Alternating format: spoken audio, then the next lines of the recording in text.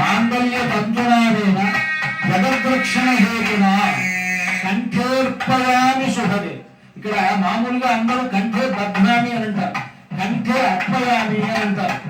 ఆ విధంగా చెప్పాలి మంత్రం.